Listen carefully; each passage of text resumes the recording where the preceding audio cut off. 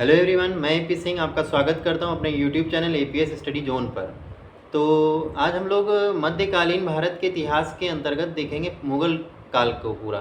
तो मुग़ल काल जो था, आपको पता है कि मुग़ल काल जो था वो चला था आपका 1526 से लेकर के 1707 तक, और 1707 से 1857 तो जो टाइम पीरियड चला वो चला किसका, तो उत्तर मुग़ल काल का।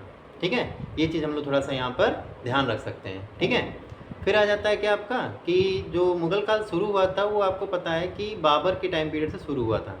बाबर का जो टाइम पीरियड था 1526 से लेकर के 1530 तक था। ठीक है, कब तक था, 1526 से लेकर के 1530 तक था। उसके बाद जो टाइम पीरियड आया वो आया आपका बाबर के बाद हुमायूं, जो बाबर का बेटा था हुमायूं, उसका टाइम पीरियड आया। उसका टाइम पीरियड चला 1530 से 1540 और 1555 से 1556 तक। ठीक है, अब आपको लग रहा होगा कि 1540 से 1555 के बीच में फिर किसका टाइम पीरियड था, तो ये टाइम पीरियड था सूर्यवंश का, जिसमें शेरशाह सूरी जो था उसने सूर्यवंश की स्थापना की थी 1540 में। और शेरशाह सूरी का जो टाइम पीरियड चला था वो सिर्फ 1540 से 1545 तक चला था, यानी सिर्फ 5 साल तक। और उसके बाद जो उसके वंशज थे वो चलाए उस शासन को थोड़ा सा 10 साल, और उसके बाद यानी 1540 से 1555 तक चला। ठीक है, टोटल अगर देखा जाए सूर्यवंश। फिर 1556 में हुमायूं वापस 1555 में वापस आता है। फिर 1556 में उसकी मृत्यु हो जाती है। दीन पनाह पुस्तकालय जो उसने बनाया था उसकी सीढ़ियों से गिर करके। ठीक है, फिर 1656 में फिर उसके बाद कौन बना, 1556 में उसके बाद बना कौन, उसका बेटा अकबर। अकबर जो था 1556 से 1605 तक रहा। कहते हैं पूरे मुगल काल में सबसे लंबा जो टाइम पीरियड था वो इसी का था, अकबर का।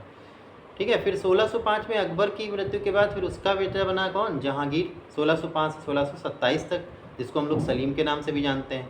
ठीक है, अकबर का जो टाइम पीरियड था वो था साहित्य काल, साहित्य का स्वर्णकाल कहा जाता है। जहांगीर का जो टाइम पीरियड था उसको कहते हैं चित्रकला का स्वर्णकाल।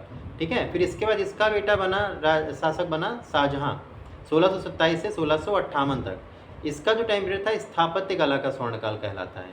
ठीक है, फिर 1658 के बाद बना औरंगजेब, जो कि 1658 से 1707 तक रहा। लेकिन कहते हैं इसके टाइम पीरियड में सबसे बड़ा अगर इलाका या क्षेत्र देखा जाए था मुगलों का, तो इसी के टाइम पीरियड था, औरंगजेब के टाइम पीरियड पे।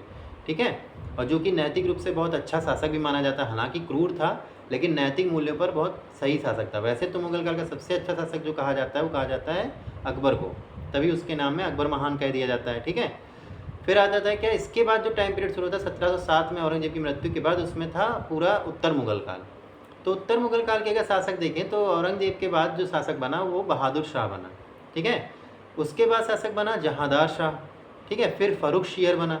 ये वही फर्रुख शेर जिसने 1717 में क्या लगाया था, मैग्ना कार्टा जारी किया था, नहीं फरमान जारी किया था। ठीक है, फिर फर्रुख शेर के बाद कौन बना, तो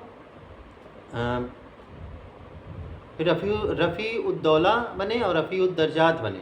ठीक है, ये दोनों कौन थे, सैयद बंधु के द्वारा बनाए गए दो राजा थे, शासक थे। ठीक है, उसके बाद थे मोहम्मद शाह। ठीक है, मोहम्मद शाह रंगीला जिसको कहते हैं। ठीक है, मोहम्मद शाह बना। उसके बाद कौन शासक बना, तो मोहम्मद शाह रंगीला के बाद जो शासक बना था वो बना था आलम शाह द्वितीय।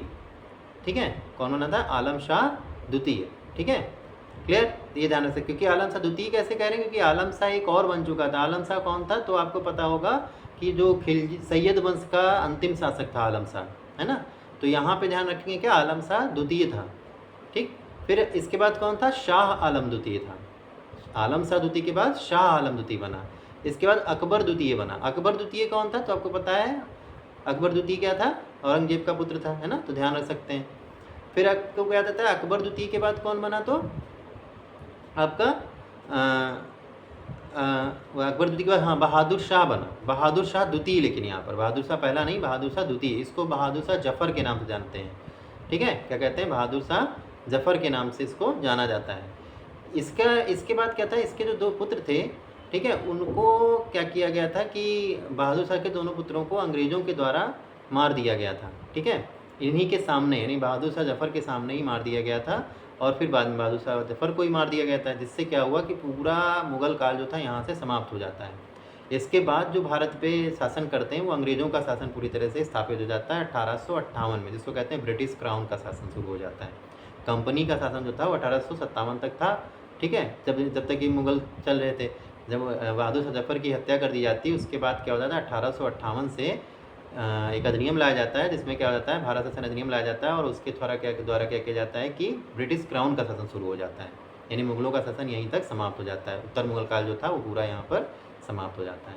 ठीक है, तो आज मैंने आपको मुगल काल का एक शॉर्ट में कुछ जो इनके शासक थे उनके बारे में बताया और उनसे रिलेटेड फैक्ट्स बताया, उनका टाइम पीरियड वगैरह बताया। ठीक है, आई होप कि जानकारी आपको अच्छी लगी होगी। ठीक है, तो आप क्या करिएगा, ज़्यादा से ज़्यादा वीडियो को शेयर करिएगा लोगों तक, है ना, ताकि ये जो इन्फॉर्मेशन हम आपके साथ शेयर करते हैं ज़्यादा से ज़्यादा लोगों तक पहुँचे, वो भी इसका कुछ लाभ ले सकें।